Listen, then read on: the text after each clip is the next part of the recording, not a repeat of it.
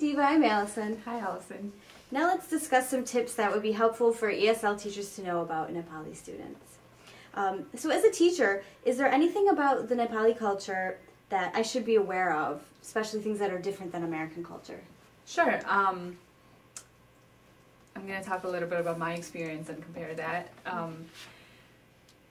Something I would say, like I mentioned earlier, like no waiting in the class, not leaving the class, just leaving the class when the teacher is teaching you would be a couple of things. And as a teacher, I would definitely think about, like, there's not a lot of physical contact, like the handshake, no patting, not really a lot of physical contact. Also, in schools in Nepal, we always called our teachers or professors as sir or madam. Like, you never call them with their first name. So that was something that I had to adjust with here. Like, oh, why are you calling our professor Tom? Like, he's a professor. So, and I still do that. I still, even though I graduated, I still call all my professors like professor. I cannot bring myself to just say their name. Eye contact would be another thing. Like, they normally will not look at you directly in your eye, so they might appear a little shy, or might not look at you, don't think that they're ignoring you or not paying attention to you. It's just that they can't really necessarily just look at you directly. I think those are some signs of respect that we have in that side of the world. Great. So a couple of things like that. Yep, that's good for us to know. Any tips on anything you found especially helpful when you were learning English? Certain activities or habits that you had? I had always had issues with grammar, so I always looked at a lot of different grammar books, because the grammar in Nepali and English are very different. So grammar was definitely a key. Vocabulary, like trying on a word every day to use that word in different aspects of life, that would be key. Like speaking English in general is key. I went to a very good school. Fortunately, I could, and I'm very glad of that fortune, but I did go to a good school where the medium of instruction was English. And there was a rule in our school that we were only allowed to speak in English the entire time that we were in school. So we would get punished, actually. I'm not saying punish students here, but we would literally get punished if our teachers or somebody else heard us talking anything else but English. That's immersion. Yeah, so that's a really good way of learning the language, and I'm not sure how the students that you're going to be dealing with here, but I'm sure they're going to be talking in their own language amongst themselves and in their family, but really pushing them to start talking in English even amongst themselves would be very important to learn the language. Very good.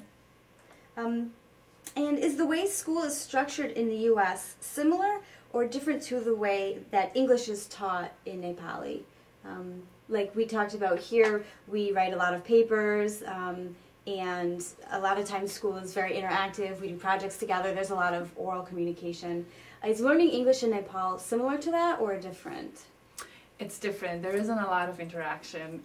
I would blame it on the education system more than the way it's taught, because it's very theoretical, it's very exam-based, and everybody's just looking at that final exam and that grade that you get. And the entire school year, you prepare for that final exam. So it's very much like just study and get it right kind of a thing, rather than, oh, I'm going to interact and learn and talk about it and discuss. So students wouldn't generally burst into discussions. It's like the teacher would come in, teach you what to do, classwork, homework, and then that's it.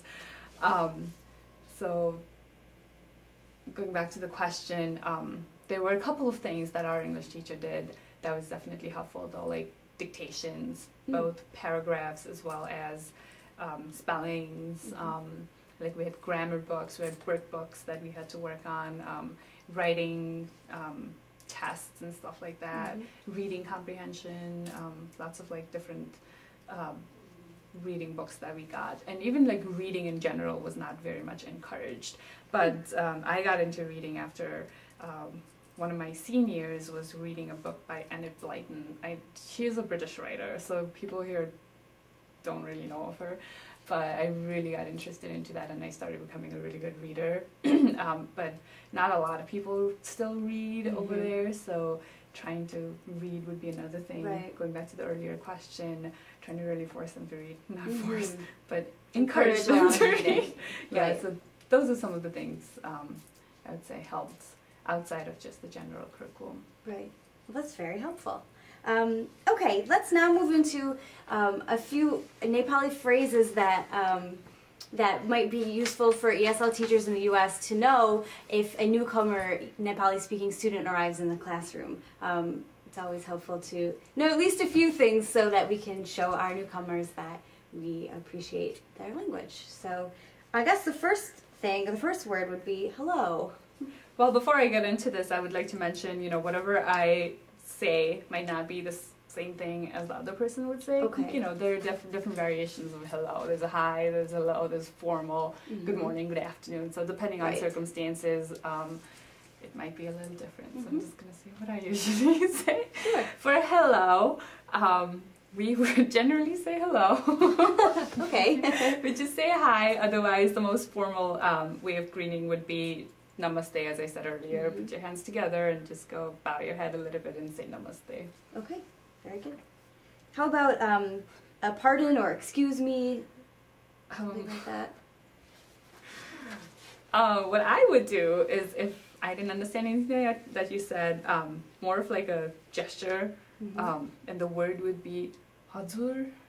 Okay. So it's like हजुर मैले बुझिन, which means I didn't understand. Okay, that's on here too. So Oh, good. come back. I didn't understand. How about how are you? Another thing that I would definitely have to mention is it also depends on who you're talking to.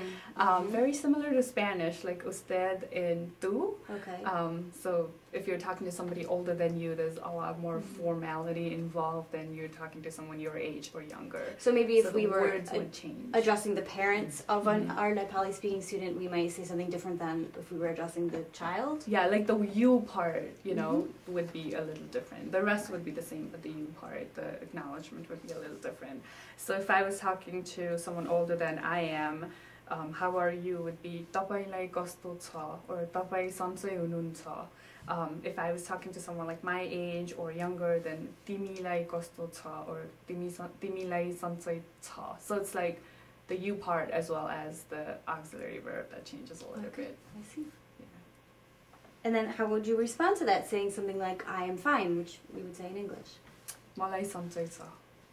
Okay. That would be plain simple. Good. How about thank you?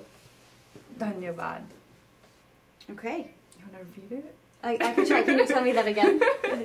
Dhanyavad. Dhanyavad? Yeah. Oh, all right. Good. Okay. How about, what is your name? Again, older Depending. person. Yeah. Is Older your- person. तपाईको नाम के हो? Okay. And the younger person would be तिम्रो नाम के हो?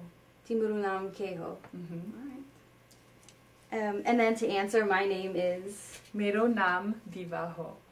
Mero nam Allison Ho. Yeah. Okay. Good all job. right. And then you mentioned before, but I understand or I don't understand. What would we say one of? I understand would be मैले बुझेँ. I don't understand would be मैले बुझिन. Okay. Yes. Is the negation typically on the end? Like I Yeah. heard the difference in the phrases at the Yeah. end. Okay, good. How about welcome? Like welcome to the classroom, welcome to school. That's a good word. Swagatam. Oh, thank God I remembered. I was like, I'm going to forget. Welcome, yeah, would be swagatam. Swagatam. Okay. And then one that everyone needs to know at some point, where's the bathroom? It'll come up. If you say bathroom, they'll understand. Because Okay. bathroom is one of those words that I don't use the Nepali come word into for it. Nepali Yeah, from so you English? just say Okay. bathroom. But where is the bathroom would be bathroom kata cha. Bathroom kotatso. Or bathroom. No. Very good. Well, thanks very much, Diva. You're welcome. Thank you been for great. having me. No problem.